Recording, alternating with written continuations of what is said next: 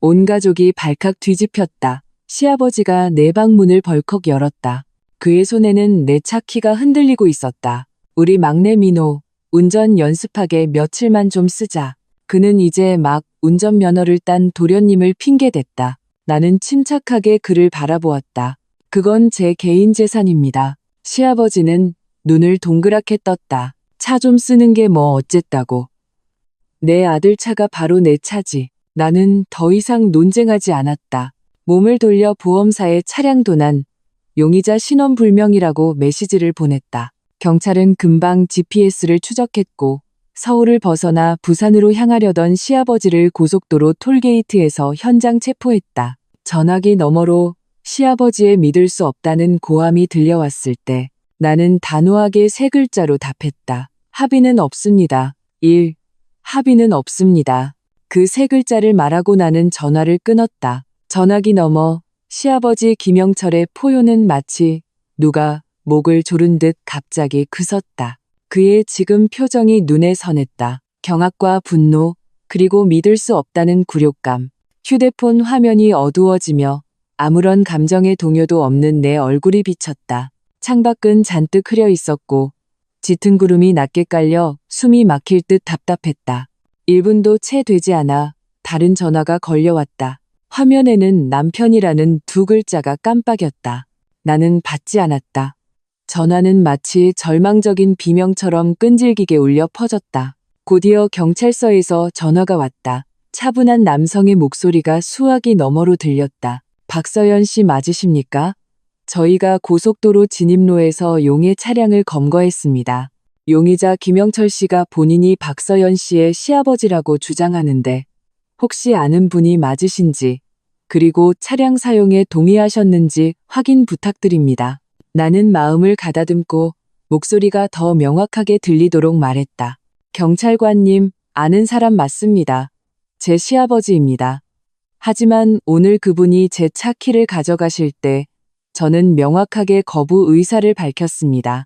저는 구두로든 서면으로든 그에게 제 개인 차량 사용을 허락한 적이 없습니다. 전화기 너머는 몇 초간 침묵했다. 이 복잡한 가족 관계를 이해하려는 듯했다. 알겠습니다. 박서연 씨. 그러니까 박서연 씨가 명확히 거절했음에도 불구하고 강제로 차량을 가져갔다는 말씀이시죠? 네, 맞습니다. 알겠습니다. 협조해 주셔서 감사합니다. 추후 법에 따라 처리될 예정이니 전화 연결 가능한 상태로 유지해 주십시오. 감사합니다, 경찰관님. 전화를 끊자 오랜만에 안도감이 몰려왔다. 차갑고 아무런 감정도 없는 법조항이 이 순간 나의 유일한 안식처가 되었다. 남편 김민준의 전화가 다시 한번 집요하게 걸려왔다. 나는 전화를 받았다. 아무 말도 하지 않았다.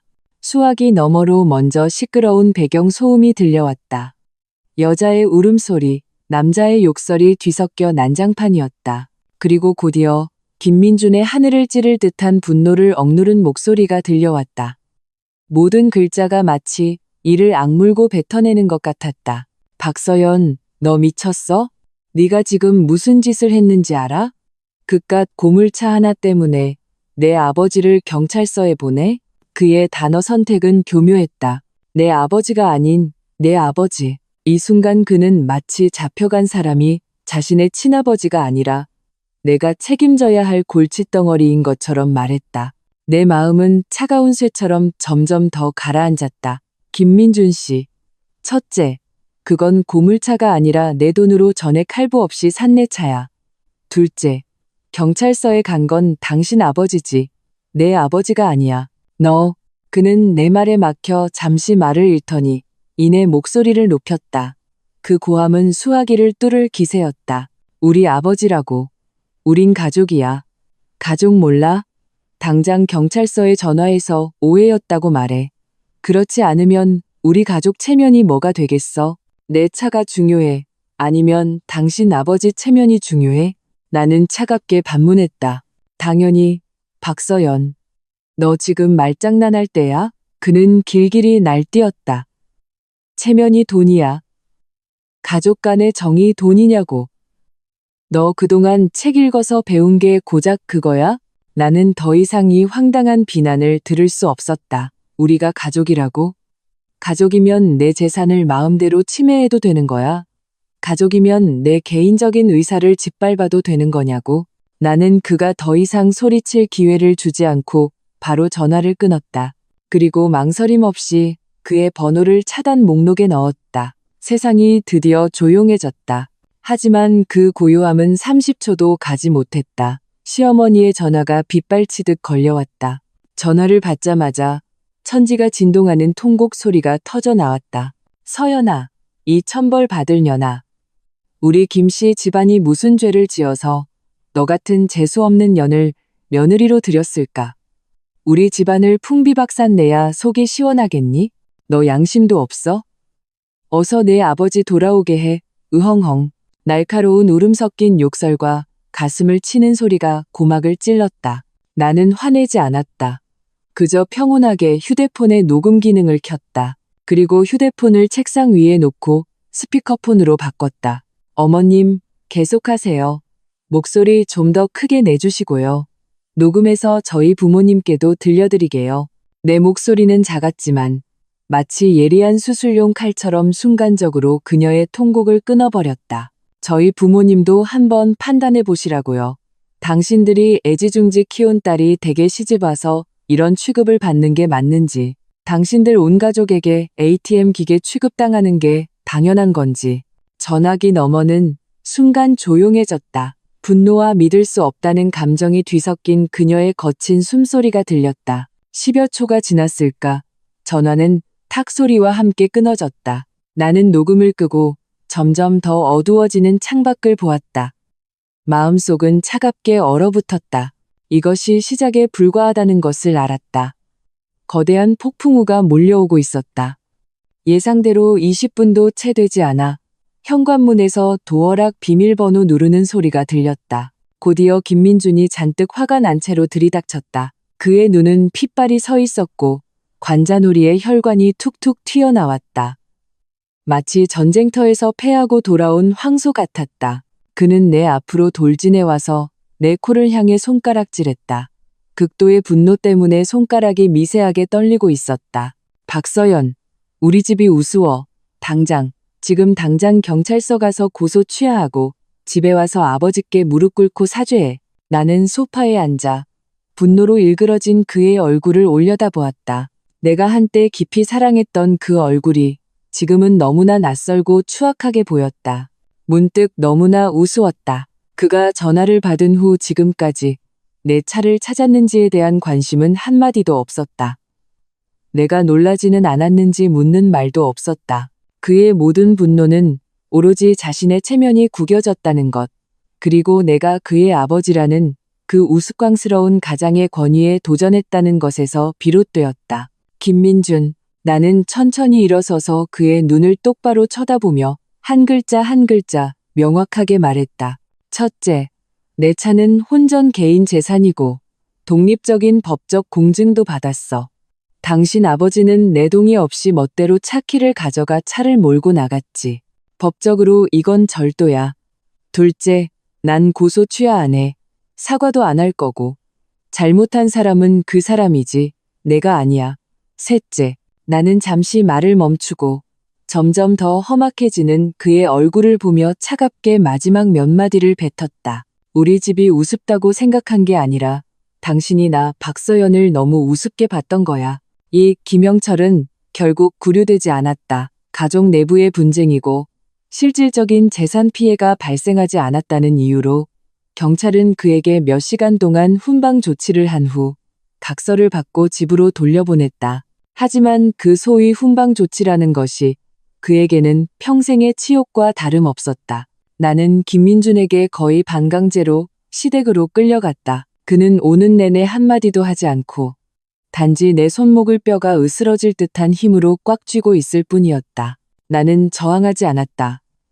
마치 생명이 없는 인형처럼 그에게 끌려갔다. 익숙한 그 문을 열자 숨막히는 저기압이 덮쳐왔다. 거실의 조명은 환하게 켜져 있었고 모든 사람의 얼굴이 차가운 빛을 띠고 있었다. 시아버지 김영철은 소파의 상석에 앉아 있었다. 그 늙은 얼굴은 당나귀보다 더 길게 늘어져 있었고 안색은 잿빛이었다. 마치 누군가 조상묘를 파헤친 듯한 표정이었다. 시어머니는 그의 옆에 앉아 눈가가 퉁퉁 부은 채로 휴지를 꽉 쥐고 이따금 훌쩍이며 원망스러운 눈빛으로 나를 쏘아보고 있었다. 도련님 김민호, 이제 막 운전면허를 따서 운전대를 몇 번 잡아보지도 못한 그 녀석은 다른 쪽 1인용 소파에 비스듬히 기대어 다리를 꼬고 있었다.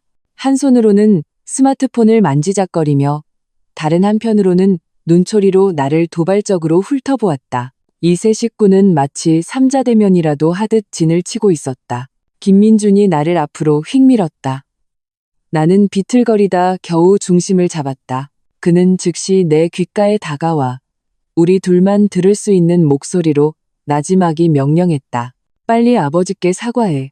순간 정신이 나갔었다고 말하고 어서 이 일 마무리 짓자. 그의 숨결이 귓가에 닿으며 짜증 섞인 간청이 느껴졌다. 내 마음 깊은 곳에서 슬픔이 파도처럼 밀려왔다. 그는 자신의 아버지가 잘못했다고 전혀 생각하지 않았다. 그의 눈에는 내가 경찰에 신고한 것이 유난을 떠는 것이고 그의 체면을 깎는 것이며 가정의 화목을 깨는 것이었다. 그리고 그의 아버지의 절도 행위는 그저 차 좀 쓴 것일 뿐이었다. 나는 그의 손을 가볍게 뿌리치고 앞으로 두 걸음 나아갔다. 내 시선은 그를 넘어 소파에 앉아있는 저오만한 가장을 향했다. 아버님, 나는 입을 열었다. 목소리는 크지 않았지만 죽은 듯이 조용한 거실에서 유난히 선명하게 울렸다. 우선 아버님은 제 아버지가 아닙니다. 제 아버지는 저에게 도둑질을 가르치지 않으셨습니다. 둘째, 성인은 자신의 행동에 책임을 져야 합니다.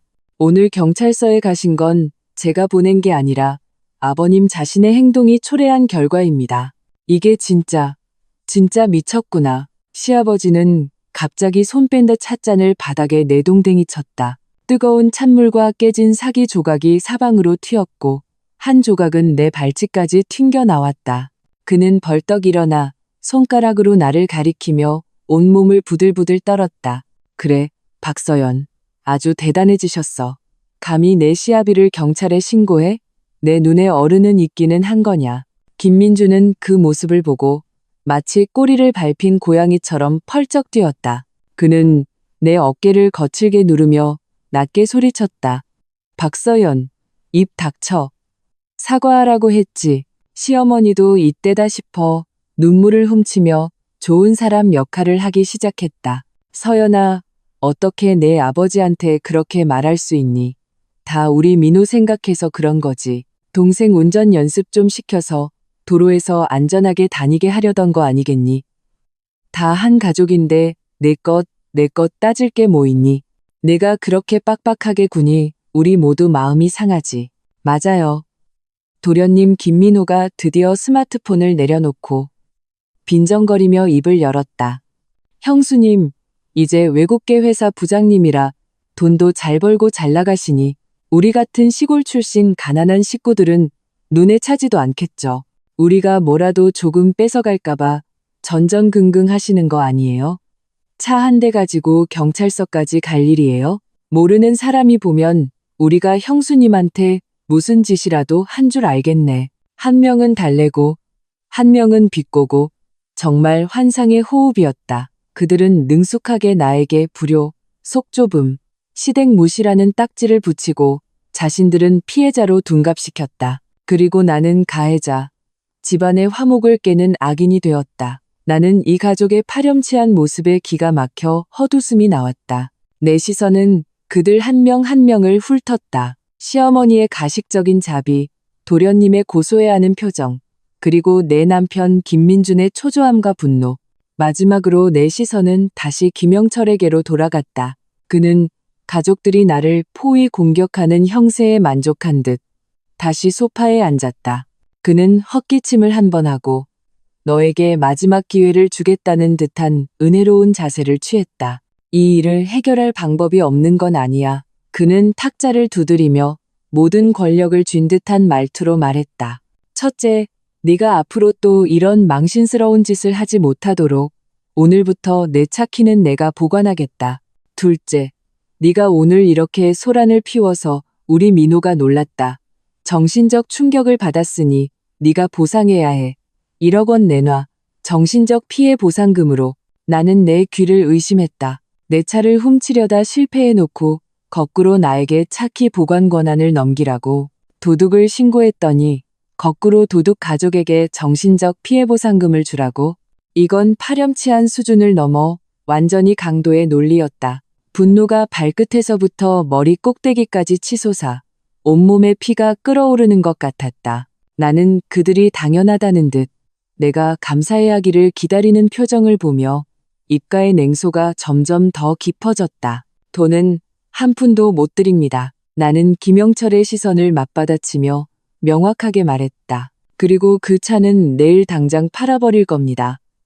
자기 것도 아닌데 자꾸 넘보는 사람들이 있어서요. 내 말이 끝나자마자 김민준이 폭발했다. 그는 내 손목을 거칠게 움켜쥐었다. 마치 나를 통째로 들어 올릴 듯한 힘이었다. 너 도대체 원하는 게 뭐야? 그는 나에게 포효했다. 침이 내 얼굴에 튈 뻔했다. 우리 집안을 아주 박살내야 속이 시원해? 우리 가족 다 죽어야 내가 기쁘겠냐고. 손목에서 극심한 통증이 느껴졌지만 내 마음의 상처에 비하면 1만 분의 1도 되지 않았다. 나는 분노로 붉게 달아오른 그의 얼굴, 그의 눈에서 타오르는 맹렬한 분노를 보았다. 처음으로 내 눈앞에 이 남자가 끔찍할 정도로 낯설게 느껴졌다. 나는 한 글자 한 글자 온 힘을 다해 얼어붙은 마음속에서 말을 끄집어냈다. 김민준, 당신이 나한테 저 사람에게 사과하라고 말한 그 순간부터 이 집은 이미 끝났어. 3. 냉전은 순식간에 시작되었다. 나는 김민준의 손을 뿌리치고 더 이상 그 가족의 역겹거나 분노에 찬 표정을 보지 않았다. 몸을 돌려 그 구역질 나는 곳을 떠났다. 나는 우리가 살던 소위 우리 집으로 돌아가지 않았다. 대신 택시를 타고 내가 결혼 전에 사두었던 작은 오피스텔로 향했다. 이곳은 크지 않았지만 모든 공간이 온전히 내 것이었다. 공기 중에는 다른 사람의 당연한 요구와 억압이 아닌 오직 자유와 평온의 향기만이 감돌았다. 나는 부드러운 침대에 몸을 던지고 천장을 응시했다. 머릿속은 텅 비어 있었다. 지난 몇 년간의 결혼 생활이 마치 빨리 감기한 영화처럼 눈앞을 스쳐 지나갔다. 연애 시절의 달콤함부터 결혼 초기의 갈등, 그리고 그 후 끝없이 이어지는 시댁의 요구와 그의 끝없는 방관까지 나는 나의 인내와 헌신이 안정적인 가정을 가져다 줄 것이라 믿었다. 나는 김민준이 말하던 우리는 가족이라는 말이 함께 어려움을 헤쳐나가고 영광과 치욕을 함께한다는 의미인 줄 알았다. 이제야 깨달았다. 그의 정의 속에서 우리는 가족이라는 말의 의미는 내 것은 그의 집안 것이고 그의 집안 것은 영원히 그의 집안 것이라는 뜻이었다. 나는 그저 이 집안에 끊임없이 수혈을 해주어야 하고 어떤 불평도 해서는 안 되는 외부인이었을 뿐이다. 나는 오피스텔에서 3일 동안 냉정하게 지냈다. 그 3일 동안 나는 김민준에게 먼저 연락하지 않았고 그도 나를 찾지 않았다. 나는 휴대폰을 끄고 외부의 모든 소란을 차단했다. 스스로에게 냉정해질 시간을 주며 앞으로의 길을 생각했다. 이혼이라는 생각이 한번 떠오르자 더 이상 억누를 수 없었다. 나는 우리의 공동 재산을 정리하기 시작했고 결혼 전에 썼던 혼전 계약서를 다시 떠올리며 최악의 상황에 대비하기 시작했다. 나흘째 되던 날 저녁 초인종이 울렸다. 나는 현관문 렌즈를 통해 약간 초췌하면서도 비굴한 미소를 띤 김민준의 얼굴을 보았다. 그의 손에는 내가 가장 좋아하는 케이크 가게의 상자가 들려 있었고 신선한 장미 꽃다발도 안고 있었다. 나는 문을 열었지만 그를 안으로 들이지 않았다. 그저 문틀에 기댄 채 차갑게 그를 바라보았다. 무슨 일이야? 그는 얼굴에 미소를 띠며 분위기를 풀어보려 애썼다. 서연아, 집에 가자. 데리러 왔어. 그는 손에 든 물건들을 내밀었다. 봐. 네가 제일 좋아하는 블랙 포레스트 케이크랑 내가 좋아하는 샴페인 장미야. 나는 받지 않았다. 먹고 싶지도 않고 좋아하지도 않아. 그의 미소는 얼굴에 굳었고 그는 다소 민망하게 손을 거두었다. 화그만 풀어 응. 며칠 전에 내가 잘못했어. 내가 너무 급해서 말이 좀 심했지. 하지만 부모님도 연세가 많으시잖아. 네가 좀 이해해줘. 그는 감정에 호소하기 시작했다. 우리의 연애 시절 좋았던 추억을 들먹이며 나를 누그러뜨리려 했다. 우리 처음 사귈 때 잊었어? 그때 우리 얼마나 행복했어. 내가 해돋이 보고 싶다고 해서 내가 밤새 같이 산에 올랐잖아. 네가 바다 가고 싶다고 해서 내가 바로 제주도행 비행기 표 끊었고 나는 조용히 들었다. 마음에는 아무런 파문도 일지 않았다. 한때 나를 감동시켰던 그 순간들이 지금 듣기에는 그저 비꼬는 소리로 들릴 뿐이었다. 그의 말이 끝나기를 기다렸다가 나는 눈을 들어 평온하게 물었다. 차 문제에 대해서 지금은 누가 잘못했다고 생각해? 이것은 간단한 시시비비 문제였지만 동시에 피할 수 없는 치명적인 질문이었다. 그의 얼굴에서 온기가 순간적으로 사라졌다. 그는 내 시선을 피하며 길게 한숨을 내쉬었다. 그의 말투에는 피로와 타협이 가득했다. 다 지난 일이잖아. 그 얘기는 그만하자. 응? 내가 이미 부모님께 말씀드렸어. 앞으로는 절대 내 차에 손대지 않으실 거야. 그리고 이 일 때문에 민호한테도 좀 미안해서 보상해 주려고. 나는 심장이 쿵 내려앉았다. 불길한 예감이 스쳤다. 아니나 다를까. 그가 이어 한 말은 내 마지막 환상을 산산조각 냈다. 내가 민호한테 약속했어. 우리 공동 통장에 있는 돈으로 집 계약금 내주기로. 집도 이미 받았어. 우리 아파트 단지 근처로. 앞으로 우리 두 집이 서로 도우면서 지낼 수 있잖아. 형으로서 동생한테 해주는 작은 보상이라고 생각해줘. 나는 마치 머리부터 발끝까지 얼음물을 뒤집어 쓴 것 같았다. 온몸의 피가 순간적으로 얼어붙었다. 우리 공동 통장에 있는 돈, 그 공동명의 통장에는 우리 두 사람의 몇 년간의 저축이 들어있었다. 하지만 그중 70% 이상은 나의 연말 보너스와 프로젝트 성과급이었다. 내가 피땀 흘려 죽어라 번 돈을.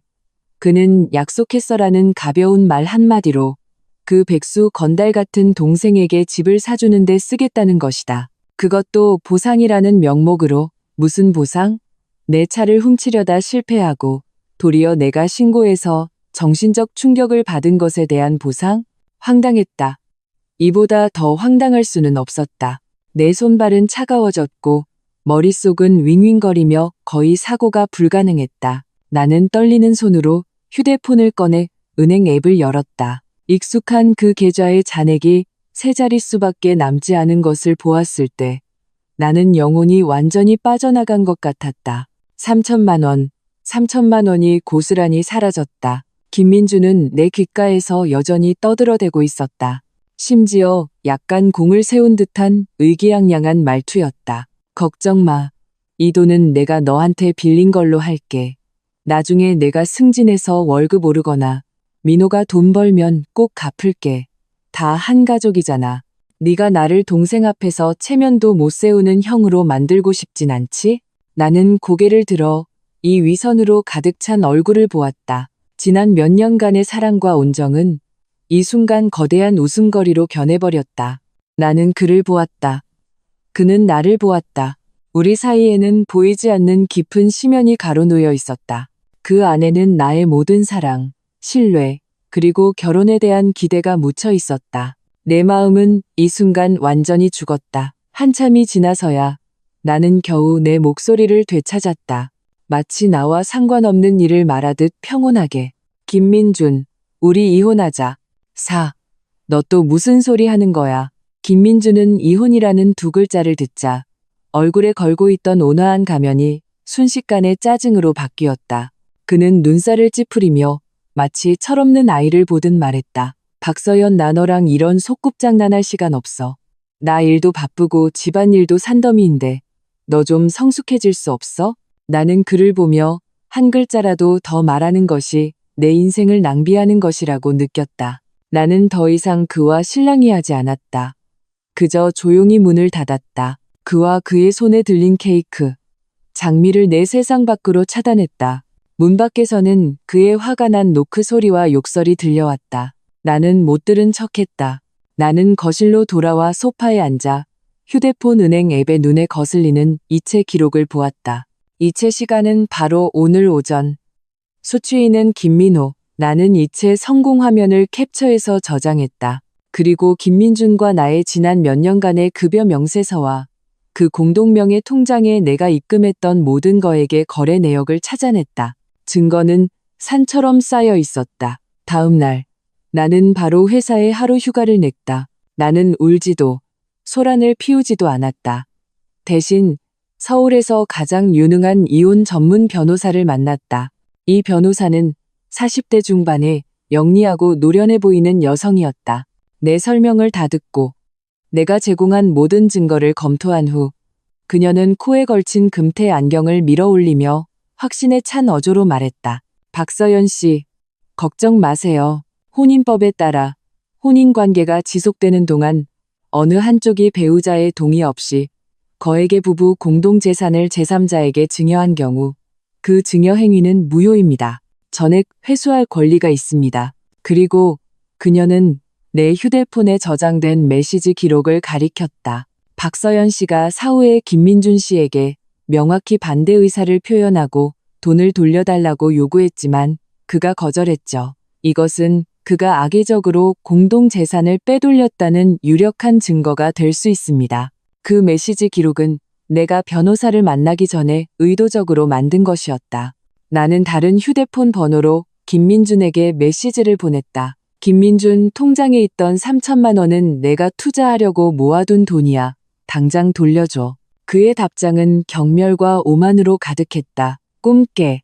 돈은 이미 내 동생한테 줬어. 돌려받는 건 불가능해. 내가 정신 차리고 조용히 집으로 돌아오면 이 일은 없던 걸로 해줄게. 안 그러면 후회하게 될 거야. 이 기록은 은행 이체 증명서와 함께 완벽한 증거의 사슬을 형성했다. 이 변호사의 지도에 따라 나는 즉시 법원에 재산 보전 신청을 했다. 사유는 부부 공동재산이 일방적으로 불법 이전되었으며 상대방이 재산을 계속 은닉, 이전할 위험이 있음이었다. 법원의 조치는 내 생각보다 훨씬 빨랐다. 증거가 확실했기 때문에 신청은 당일 오후에 바로 승인되었다. 한 장의 동결 명령서가 마치 보이지 않는 거대한 그물처럼 조용히 김씨 집안을 덮쳤다. 김민준, 김민호, 심지어 시아버지와 시어머니 명의의 모든 은행 계좌가 전부 동결되었다. 그때 도련님 김민호는 의기양양하게 화려한 아파트 분양사무소에 앉아 있었다. 그는 새로 사귄 여자친구를 품에 안고 분양 계약서에 서명하려던 참이었다. 그가 멋지게 은행 카드를 꺼내 분양사 직원에게 건넸을 때 POS 단말기는 무정하게 거래 실패라는 메시지를 뱉어냈다. 그는 다른 카드를 꺼냈지만 여전히 실패했다. 또 다른 카드를 꺼냈지만 마찬가지였다. 분양사 직원의 미소는 열정적이었다가 사무적으로 그리고 의심의 눈초리로 바뀌었다. 주변에서 집을 보러 온 사람들의 수군거림과 그의 여자친구의 경멸 어린 시선이 마치 바늘처럼 그를 찔러댔다. 그가 화를 내며 은행에 전화했을 때 자신의 명의로 된 모든 계좌가 법원에 의해 동결되었다는 말을 듣고 그는 그 자리에서 얼어붙었다. 그리고 김민준이 은행에서 전화를 받았을 때는 회사에서 중요한 부서 회의를 하고 있었다. 그가 고객님의 계좌가 법적 조치로 동결되었습니다라는 말을 들었을 때 그는 자신이 헛것을 들었다고 생각했다. 몇 번을 다시 확인한 후에야 그는 무슨 일이 일어났는지 깨달았다. 그는 거의 즉시 회의실에서 뛰쳐나와 복도에서 나에게 전화를 걸었다. 그 목소리는 어제의 오만과 짜증이 아니었다. 그 자신조차 깨닫지 못한 공포와 떨림이 섞여 있었다. 박서연, 무슨 짓을 한 거야? 도대체 나한테 무슨 짓을 한 거냐고. 나는 오피스텔의 통유리창 앞에 서 있었다. 오후의 햇살이 따스하게 몸을 감싸며 며칠간의 어두움을 걷어내고 있었다. 나는 창밖으로 분주하게 움직이는 도시를 보며 마치 오늘 날씨를 얘기하듯 평온하게 말했다. 별거 아니야. 그냥 내 것을 되찾는 것뿐이야. 나는 잠시 뜸을 들인 후 덧붙였다. 아, 맞다. 법원에서 보낸 이혼 소장도 곧 받게 될 거야. 전화기 너머로 그의 분노에 찬 포효가 들려왔고 곧이어 휴대폰이 벽에 세게 부딪혀 산산조각 나는 소리가 들렸다. 나는 평온하게 전화를 끊었다. 창밖의 신선한 공기를 마시며 가슴에 쌓여있던 우라가 풀리는 것을 느꼈다. 김민준, 그리고 김씨 집안. 이건 그냥 에피타이저일 뿐이야. 진짜 반격은 이제부터 시작이니까. 오 계좌가 동결되고 신혼집은 분할 위기에 처했으며 이혼 소장은 회사로 배달되었다. 김씨 집안 사람들은 잠시 충격에 빠졌다가 완전히 미쳐 날뛰기 시작했다. 그들은 아마도 자신들이 늘 유순하고 순종적이라고 여겼던 며느리가 이렇게 신속하고 단호한 방식으로 자신들을 벼랑 끝으로 몰아붙일 것이라고는 상상도 못했을 것이다. 다음 날 아침, 내가 막 회사에 도착했을 때 안내 데스크에서 전화가 왔다. 다소 난처한 목소리였다. 박 부장님 1층에 부장님의 시아버님이라고 주장하는 어르신이 오셨는데 꼭 부장님을 만나야 한다고 하십니다. 감정이 많이 격앙되셔서 저희 보안 요원들이 맡기 힘들어합니다. 나는 눈도 깜빡하지 않고 계속해서 손에 든 이메일을 처리했다. 소란 피우게 두세요. 보안팀에 연락해서 로비 질서만 유지하고 다른 사람 다치게 하지 않도록 해달라고 하세요. 그리고 보안부에 연결해서 로비 CCTV 화면을 실시간으로 제 컴퓨터로 전송해달라고 부탁드립니다. 알겠습니다, 부장님. 곧 내 컴퓨터 화면에 회사 로비의 실시간 CCTV 화면이 나타났다. 김영철은 통제불능의 야수처럼 안내 데스크 구역에서 고래고래 소리를 지르고 있었고 수많은 동료와 고객들이 구경하고 있었다. 여러분 와서 보세요. 이 독사 같은 여자를 좀 보라고요. 그는 회사 로고를 가리키며 침을 튀겼다. 내 아들은 피땀 흘려 돈 벌어 가족을 먹여 살리는데 이 여자는 밖에서 바람 피우고 우리 집 재산을 빼돌리려고 합니다. 이제는 아주 배은망덕하게 내 아들과 이혼해서 우리 가족을 알거지로 만들려고 해요. 시부모를 학대하고 밥도 안 줬어요. 내가 좋은 마음으로 차 좀 쓰려고 했더니 나를 경찰에 신고까지 했습니다. 세상에 이런 법이 어디 있습니까? 이게 말이 됩니까? 그는 눈물을 흘리며 자신을 악독한 며느리에게 박해받는 불쌍한 노인으로 포장했다. 입에 담지 못할 온갖 욕설이 난무했다. 주변 동료들은 나를 향해 손가락질하며 수군거렸다. 그 웅성거림이 하나의 배경 소음처럼 들렸다. 나는 그 헛소문들이 얼마나 듣기 싫을지 상상할 수 있었다. 현대판 장희빈, 불효막심한 며느리 같은 꼬리표가 마치 거머리처럼 내 몸에 달라붙을 것이다. 내 직속 상사인 왕 이사님이 문을 두드리고 들어왔다. 그는 사리분별이 바른 중년 남성으로 평소 나를 매우 아꼈다. 그는 문을 닫고 다소 심각한 표정으로 말했다. 박 부장 아래층 상황 봤어. 나는 박 부장 사람 됨됨이를 믿지만 여긴 회사잖아. 이미지가 좋지 않아. 내려가서 먼저 처리해 주는 게 어떨까? 나는 하던 일을 멈추고 일어나서 상사에게 고개를 숙였다. 이사님, 죄송합니다. 제 개인적인 일로 회사에 누를 끼쳤습니다. 가장 전문적이고 합법적인 방법으로 이 일을 해결하고 절대 제 업무나 회사 이미지에 영향을 미치지 않도록 약속드리겠습니다. 나는 내려가서 김영철과 직접 대치하는 것을 선택하지 않았다. 이성을 잃은 미친 사람과 논쟁하는 것은 나 자신도 진흙탕으로 끌어들여 다른 사람들의 웃음거리로 만드는 것밖에 되지 않는다는 것을 알았기 때문이다. 나는 왕 이사님 앞에서 바로 112에 전화를 걸었다. 네, 경찰입니다. 신고하려고 합니다. 서울시 XX로 XX 빌딩 1층 로비에서 어떤 사람이 악의적으로 허위 사실을 유포하여 제 인격을 모독하고 명예를 훼손하고 있습니다. 저희 회사의 정상적인 업무 질서를 심각하게 방해하고 있으며 이는 업무방해죄에 해당합니다. 내 증인도 있고 전체 과정이 담긴 CCTV 영상도 있습니다. 알겠습니다. 와주시길 기다리겠습니다. 전화를 끊고 나는 왕 이사님께 말했다. 이사님, 경찰에 신고했습니다. 나머지는 경찰이 처리할 겁니다. 왕 이사님은 나의 침착하고 결단력 있는 모습을 보고 잠시 놀랐다가 이내 고개를 끄덕였다. 그의 눈빛에는 칭찬의 기색이 스쳤다. 좋아, 아주 잘 처리했어. 회사가 전적으로 지원할 테니 법무팀의 도움이 필요하면 말해. 아직은 괜찮습니다. 감사합니다, 이사님. 경찰이 두 번째로 김영철 때문에 내 앞에 나타났을 때 그들의 표정은 이미 상당히 미묘했다.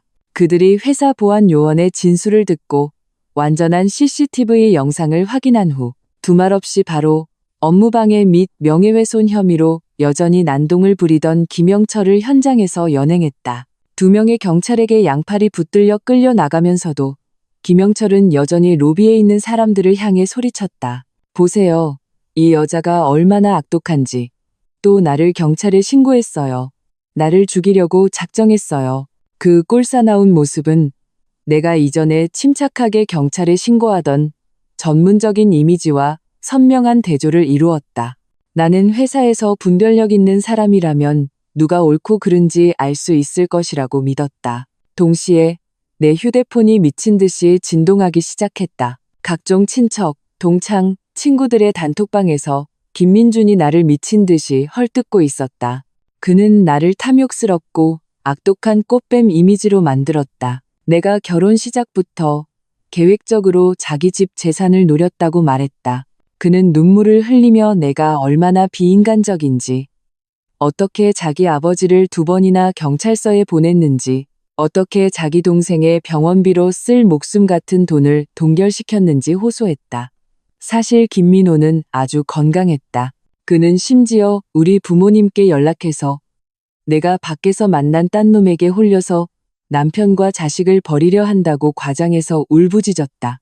순식간에 내 카카오톡과 문자 메시지는 각종 욕설과 질문으로 뒤덮였다. 사실을 모르는 친척은 나를 불효자라고 비난했고, 기회를 틈타 비난하는 친구들은 나에게 용서할 수 있을 때 용서하라고 충고했다. 나는 휴대폰에서 계속 튀어나오는 악독한 글자들을 보며 눈빛이 점점 더 차가워졌다.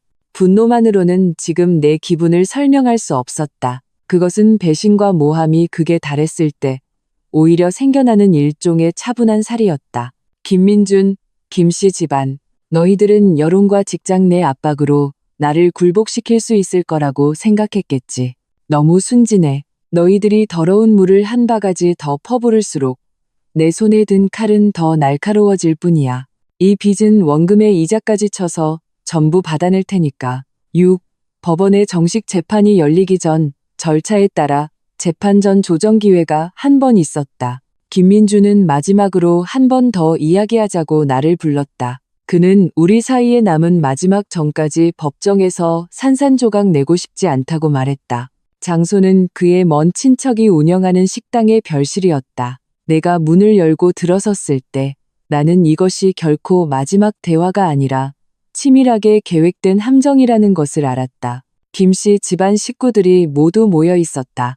시아버지 김영철, 시어머니, 도련님 김민호, 심지어 결혼식 때나 한 번 봤던 일가 친척들까지. 그들은 하나같이 근엄한 표정으로 자리에 앉아 나를 신문하고 적대적인 눈빛으로 쳐다보고 있었다. 김민주는 상석 옆에 앉아 있었다. 눈가는 붉었고 얼굴은 초췌했다. 마치 결혼 생활에 상처받은 다정한 남편 역할을 연기하는 듯했다. 내가 자리에 앉아 입을 열기도 전에 시어머니가 얼굴을 가리고 슬프게 울기 시작했다. 서연아, 우리 김씨 집안이 도대체 너한테 뭘 그렇게 잘못했기에 이렇게 모질게 민준이를, 우리 가족 모두를 벼랑 끝으로 내모는 거니? 김영철은 테이블을 세게 내리쳐 쿵 하는 소리를 냈다. 박서연, 오늘 내가 확실히 말해두겠다. 네가 지금 당장 법원에 가서 소송 취하하고 동결된 돈 풀어주면 우리가 지난 정을 생각해서 너를 며느리로 인정해주겠다. 그렇지 않으면 우리도 가만히 있지 않을 거야. 내가 모르는 한 뚱뚱한 아주머니도 거들었다.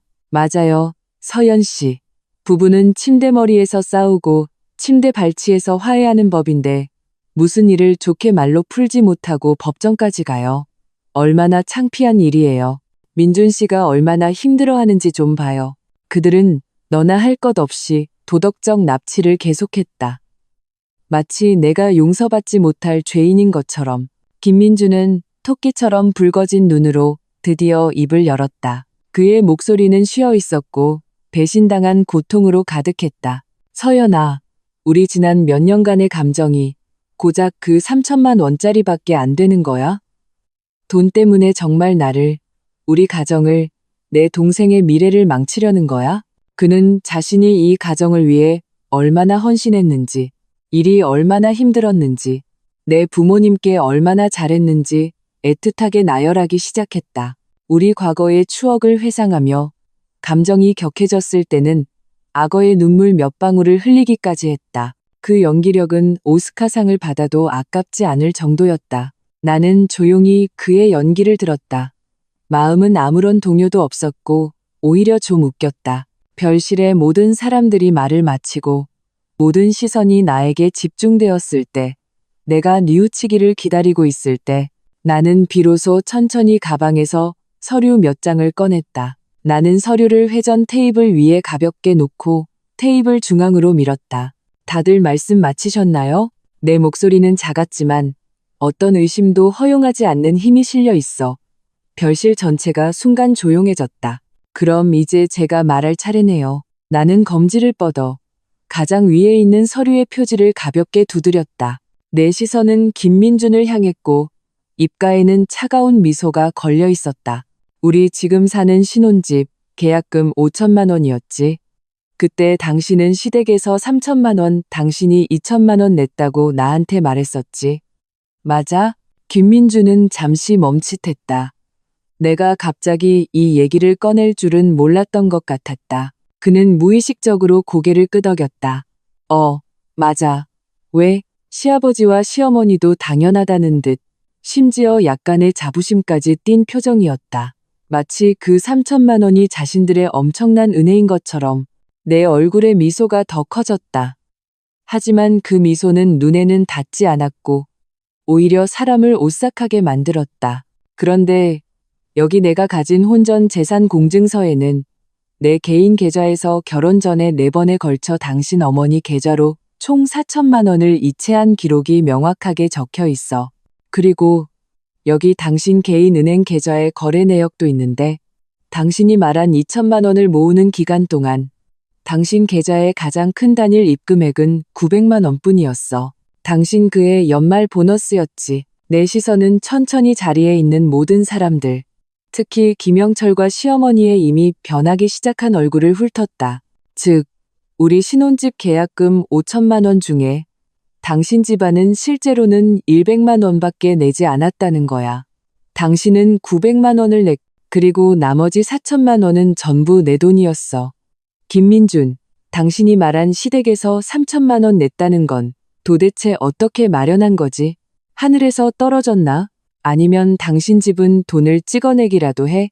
쾅! 내 말은 마치 강력한 폭탄처럼 죽은 듯이 조용한 별실에서 터져 나왔다. 온 세상이 음소거 버튼을 누른 것처럼 조용해졌다. 김민준의 얼굴은 순식간에 붉어졌다가 하얗게, 다시 파랗게 변했다. 마지막에는 핏기 하나 없는 잿빛이 되었다. 그의 입술은 떨렸고 믿을 수 없다는 듯 나를 쳐다보았다. 마치 나를 처음 보는 사람처럼. 시아버지와 시어머니의 표정은 더욱이 살아있는 귀신을 본 것 같았다. 그들의 얼굴에 있던 자부심과 당연함은 순간 산산조각 났고 그 자리를 극도의 충격과 공포가 대신했다. 그 일가 친척들은 더욱이 서로 얼굴을 쳐다보며 표정이 다채롭게 변했다. 나는 의자 등받이에 기대어 여유롭게 그들의 얼굴에 나타난 이 멋진 표정을 감상했다. 이 상황을 완전히 장악하는 쾌감을 즐겼다. 이 함정은 내가 서류를 꺼낸 그 순간부터 이미 나의 주무대가 되었다. 7. 너. 김민주는 입술을 떨며 한참 동안 제대로 된 말 한마디를 하지 못했다. 그는 테이블 위에 서류를 뚫어져라 쳐다보았다. 그의 눈빛은 공포와 이해할 수 없다는 감정으로 가득했다. 언제 그런 공증을 받은 거야? 나는 앞에 놓인 찻잔을 들어 찻잎을 가볍게 불어냈다.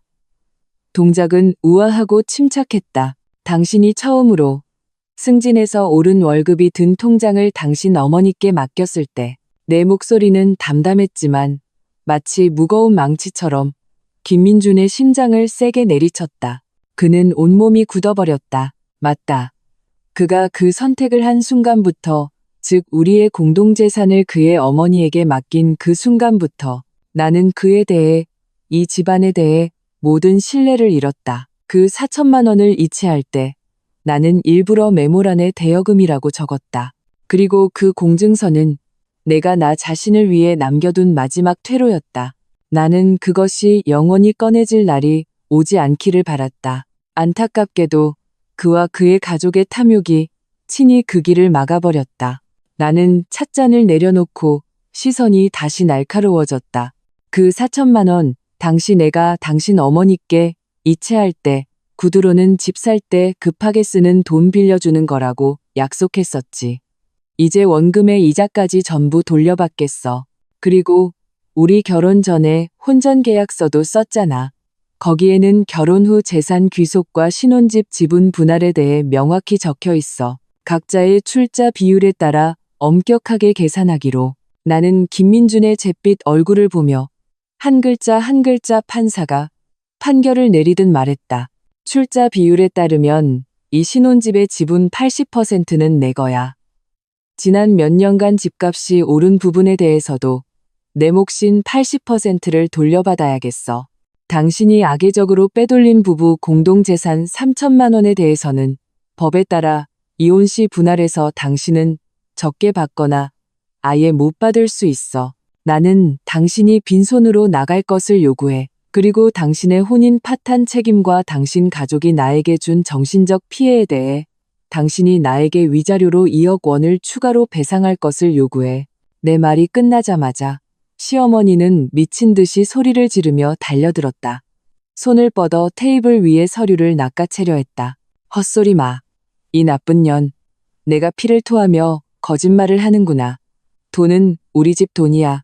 나는 미리 대비하고 있었다. 몸을 살짝 옆으로 피하자 쉽게 그녀를 피할 수 있었다. 그녀는 허공을 잡고 거의 넘어질 뻔했고 옆에 있던 친척들이 허둥지둥 그녀를 부축했다.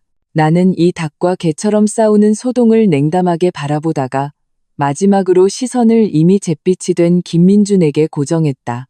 나는 그를 향해 잔인하다고 할 수 있는 미소를 지었다. 내가 왜 내 연말 보너스를 우리 둘의 공동 명의 통장에 넣어뒀을 것 같아? 김민준은 갑자기 고개를 들었다.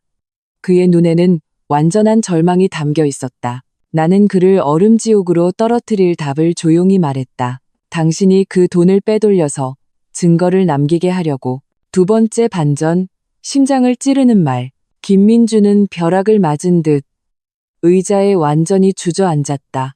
그는 마침내 깨달았다. 그가 영리하다고 생각하며 그 3천만 원을 김민호에게 이체한 그 순간부터 그는 이미 진 것이었다. 그는 자신이 나를 계산하고 있다고 생각했지만 실은 그가 내 계획에서 가장 어리석고도 가장 중요한 체스말에 불과했다는 것을 몰랐다. 내가 함정을 파놓았고 그는 신나게 그 안으로 뛰어들었다. 그리고 덤으로 온 가족을 물귀신처럼 끌고 들어갔다. 아이고, 내 심장. 심장이. 옆에 있던 김영철이 갑자기 가슴을 부여잡고 고통스러운 신음소리를 냈다. 그리고는 눈을 뒤집고 의자에서 미끄러져 바닥으로 쓰러졌다. 온몸을 경련하기 시작했다. 아버지, 왜 그러세요? 여보, 정신 차려요. 김씨 집안은 완전히 난장판이 되었다. 김민준과 시어머니는 허둥지둥 김영철을 부축했고 도련님 김민호도 겁에 질려 얼굴이 하얘진 채 어찌할 바를 몰랐다. 그 친척들은 더욱이 우왕좌왕했다. 어떤 사람은 빨리 119 불러 라고 외쳤고 어떤 사람은 인중을 누르고 어떤 사람은 물을 먹이려 했다. 나는 눈앞에 이 우스꽝스러운 소동을 냉담하게 바라보았다. 마음에는 한 점의 파문도 잃지 않았다. 나는 우아하게 가방을 들고 일어나서 그들을 내려다보았다. 구급차 불러드릴까요? 나는 휴대폰을 흔들며 느긋하게 덧붙였다. 비용은 당신들이 부담하시고요. 말을 마치고 나는 더 이상 뒤에서 벌어지는 소동에 신경 쓰지 않았다. 몸을 돌려 당당하게 그 구역질 나는 곳을 떠났다. 별실 문을 여는 순간 바깥 세상에 빛이 쏟아져 들어왔다.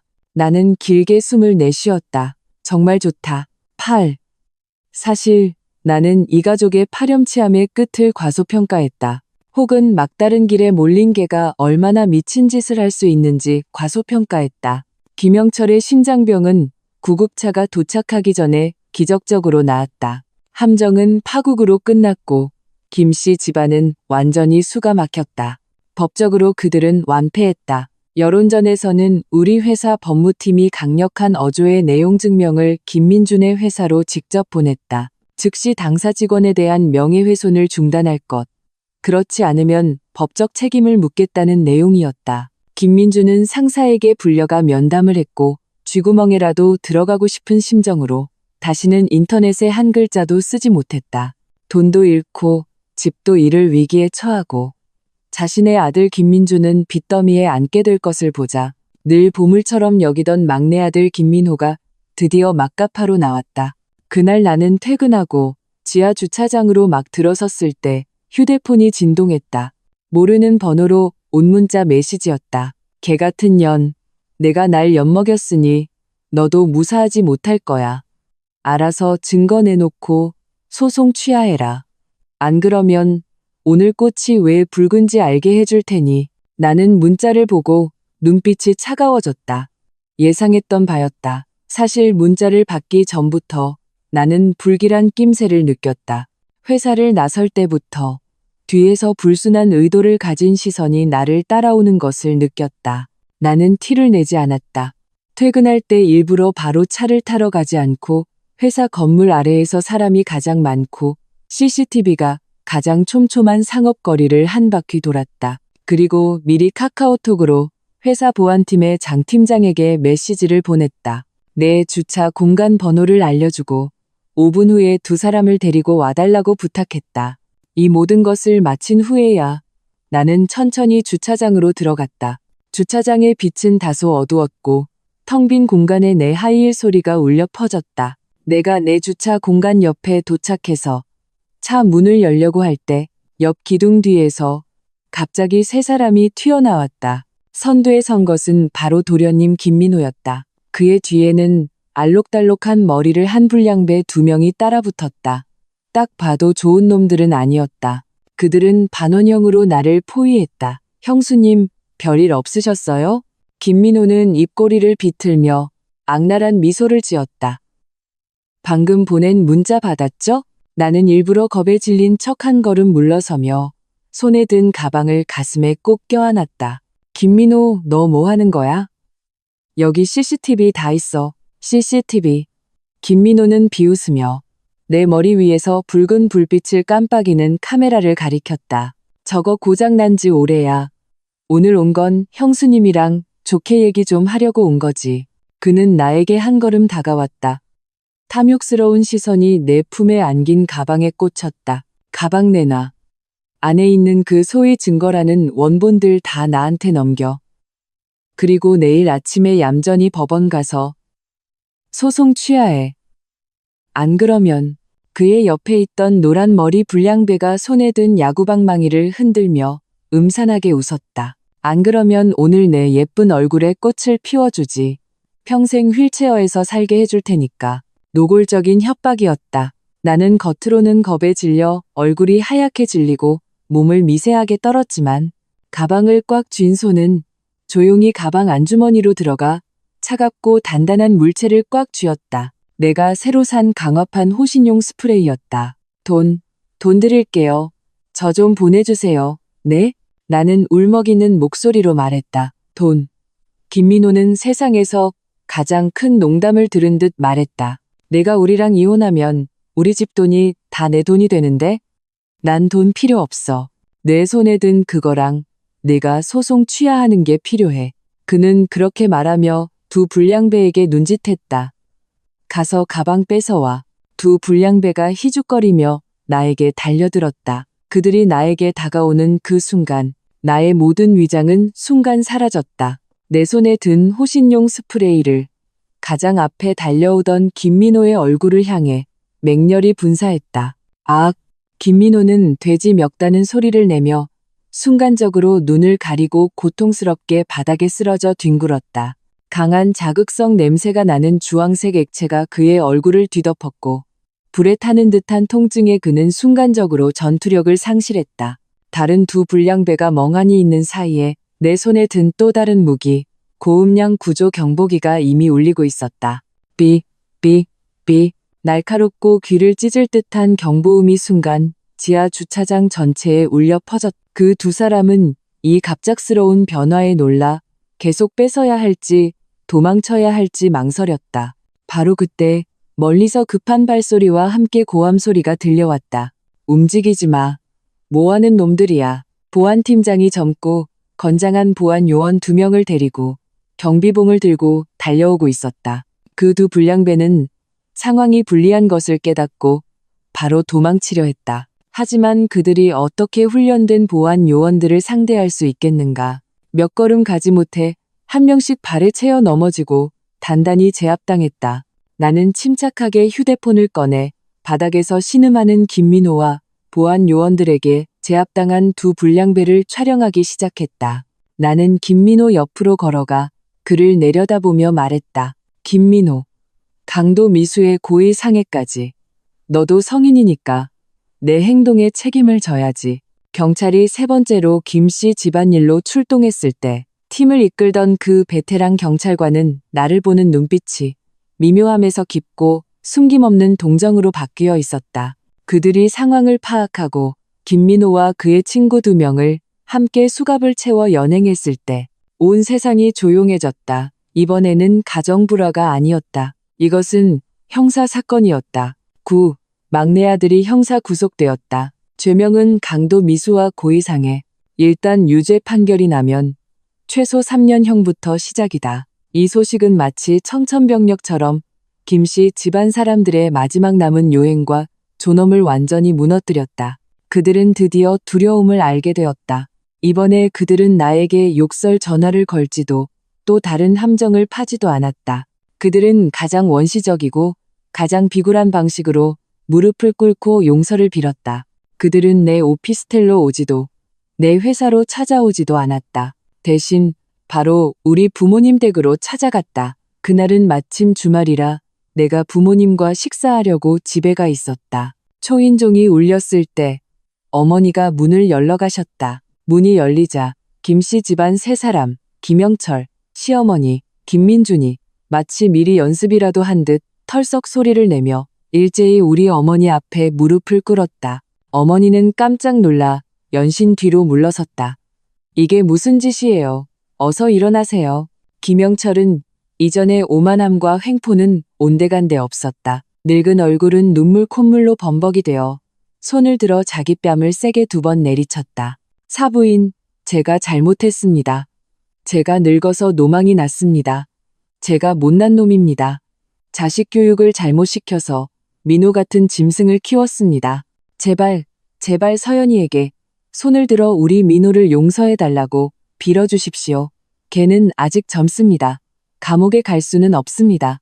시어머니는 더욱이 달려들어 우리 어머니의 다리를 붙잡고 가슴이 찢어지게 울었다. 사부인, 제가 무릎 꿇고 빕니다. 저한테는 그 아이 하나뿐입니다.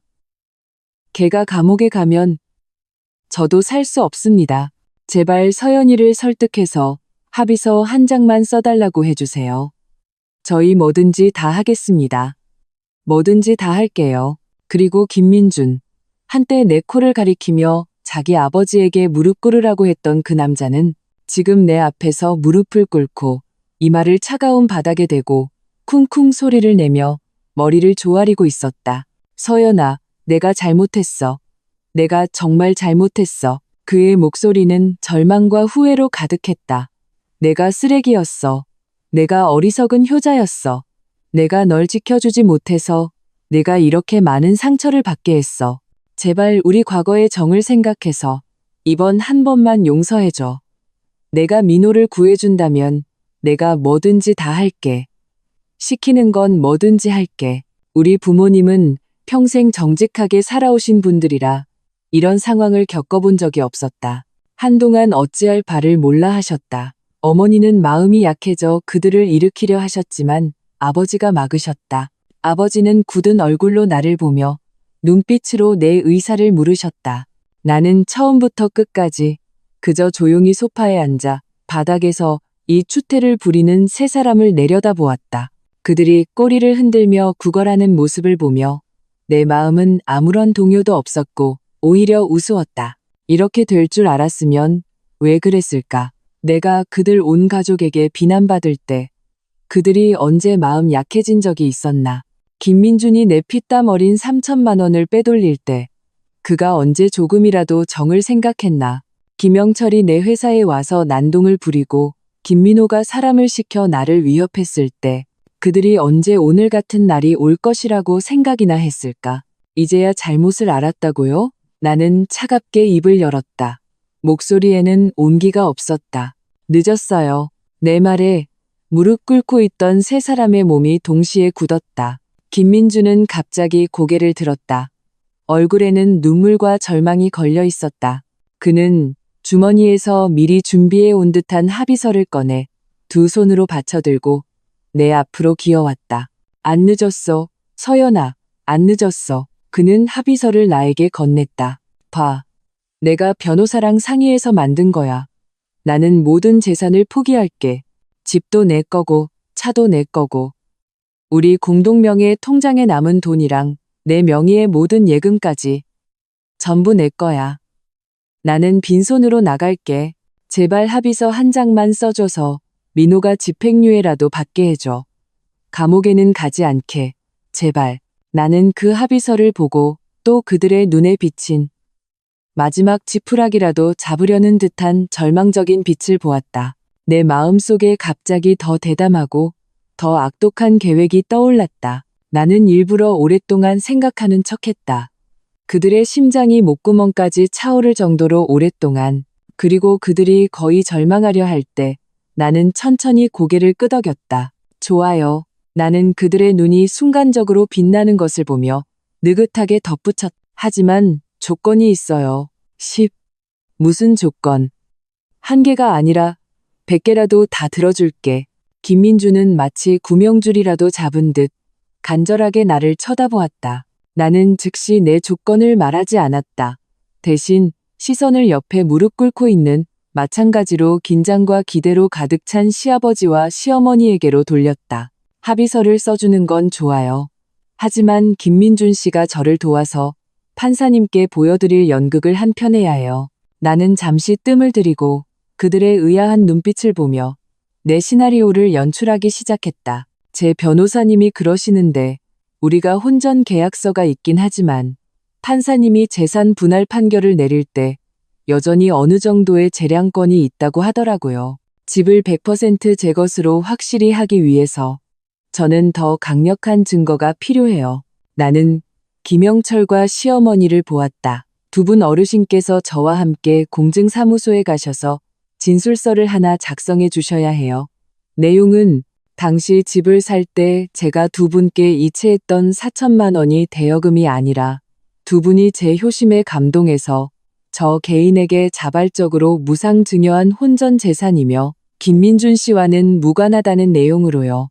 내 말이 떨어지자 김민준과 시부모는 모두 멍해졌다. 그들은 아마 내가 제시한 조건이 이런 것일 줄은 상상도 못했을 것이다. 그들이 보기에는 이것은 그저 재산 분할 시의 작은 술수에 불과했다. 어차피 집은 나에게 주기로 합의했으니 절차를 하나 더 추가해서 그 결과를 더 확고하게 만드는 것은 별 문제가 없어 보였다. 그들의 막내 아들이 직면할 감옥살이에 비하면 이 정도의 재산 확인 절차는 아무것도 아니었다. 나는 심지어 김민준의 눈에서 약간의 희색을 읽을 수 있었다. 그는 아마 내가 이렇게 큰 원을 그린 최종 목적이 결국 더 많은 재산을 얻기 위한 것이라고 생각했을 것이다. 그는 나를 꿰뚫어 보았다고 생각했다. 내가 여전히 이익으로 매수할 수 있는 여자라고 생각했다. 일단 막내 아들을 감옥에서 꺼내기만 하면 나중에 시간과 방법은 얼마든지 있으니 그 돈과 집을 다시 조금씩 되찾아올 수 있다고 생각했을 것이다. 문제없어. 우리가 할게. 내일 당장 가자. 시어머니가 가장 먼저 나섰다. 내가 마음을 바꿀까봐 두려운 듯 김영철도 연신 고개를 끄덕였다. 그래. 우리 민호만 구할 수 있다면 뭐든지 다 하지. 김민주는 더욱이 안도의 한숨을 내쉬며 나에게 비굴한 미소를 지었다. 서연아, 네가 아직 마음이 여린 줄 알았어. 걱정 마. 네가 합의서만 써주면 내가 부모님 잘 설득해서 협조하게 할게. 그는 심지어 일부러 연출까지 했다. 고개를 돌려 부모님께 말했다. 아버지, 어머니, 이건 변호사가 생각해낸 방법이래요. 이렇게 하면 판사님이 서연이가 억울한 일을 당했다고 생각해서 재산을 좀 더 많이 주게 될 거래요. 그래야 서연이 마음이 풀려서 합의서를 써줄 거라고요. 그냥 협조 좀 해주세요. 어차피 집은 원래 주기로 한 거잖아요. 시부모는 굳게 믿고 연신 고개를 끄덕이며 알겠다고 했다. 이 자기가 똑똑한 줄 아는 멍청한 가족들을 보며 나는 웃음이 터져 나올 뻔했다. 다음 날 나는 시부모를 데리고 김민준과 함께 서울에서 가장 큰 공증 사무소로 갔다. 엄숙한 공증인과 차가운 카메라, 렌즈 앞에서 김영철과 시어머니는 한 글자 한 글자 명확하게 직접 인정했다. 당시 박서연이 우리에게 이체한 주택 구매 자금 4천만 원은 우리 부부가 자발적으로 우리 며느리 박서연 씨 개인에게 증여한 재산이며 우리 아들 김민준과는 무관합니다. 이에 우리는 진술하며 해당 금액에 대한 어떠한 권리도 자발적으로 포기합니다. 그들은 공증 진술서에 정중하게 자신들의 이름을 서명하고 선명한 붉은 인주로 지장을 찍었다. 공증인이 철인이 찍힌 공증서를 내 손에 건넸을 때 내 마음은 전례 없이 평온했다. 나는 손에 들린 이 묵직한 공증서를 보며 웃었다. 그물을 거둘 시간이 되었다. 서연아, 증명서 받았으니 이제 합의서 써줄 수 있지? 김민주는 손을 비비며 기대에 찬 얼굴로 나를 재촉했다. 나는 조심스럽게 공증서를 가방에 넣고 고개를 들어 그에게 의미심장한 미소를 지었다. 서두르지 마. 진짜 쇼는 이제부터 시작이니까. 10일, 법정안. 분위기는 엄숙했다. 김민준의 변호사, 다소 능글맞아 보이는 남자는 여전히 신혼집 출자 문제에 대해 마지막 발악을 하고 있었다. 재판장님, 비록 피고 측에서 신혼집을 원고 박서연 씨에게 양도하는 데 동의하였으나 저희는 피고의 부모님 또한 해당 부동산에 3천만 원을 출자하셨다고 생각합니다. 이 부분은 피고에 대한 증여로 보아야 하므로 재산 분할 시 고려되어야 합니다. 그는 여전히 터터부짓. 김민준을 위해 마지막 한 톨의 이익이라도 챙기려 애썼다. 나는 내 이 변호사에게 눈짓을 보냈다. 이 변호사는 알아차리고 일어나서 그의 말을 끊었다. 재판장님, 상대 변호인이 언급한 출자 문제에 관하여 저희 측의 결정적인 법적 효력을 가진 새로운 증거가 있어 법정에서 제출하고자 합니다. 그녀는 서류 가방에서 그 새로운 공증서를 꺼내 재판장에게 제출했다. 이것은 XX 공증사무소에서 발급한 증여 공증서입니다. 위에는 상대방 당사자, 즉 김민준 씨의 부모님이신 김영철 씨와 주기분 여사님의 친필 서명과 지장이 찍혀 있습니다. 해당 공증서는 당시 4천만 원의 주택, 구매 자금이 두 분 어르신께서 저희 측 당사자 박서연 씨 개인에게 한 증여이며 김민준 씨와는 아무런 관련이 없음을 명확히 진술하고 있습니다. 재판장이 공증서를 받아들고 그 위의 내용과 선명한 공증사무소의 철인을 보았을 때 그의 엄숙한 표정에 미세한 동요가 일었다. 그는 고개를 들어 날카로운 시선으로 피고석의 김민준을 쳐다보았다. 그리고 김민준과 그의 변호사는 이 변호사의 말을 들었을 때 이미 그 자리에서 돌처럼 굳어버렸다. 김민준의 눈은 방울처럼 커져 재판장 손에 들린 그 서류를 뚫어져라 쳐다보았다. 얼굴의 핏기가 순식간에 사라졌다.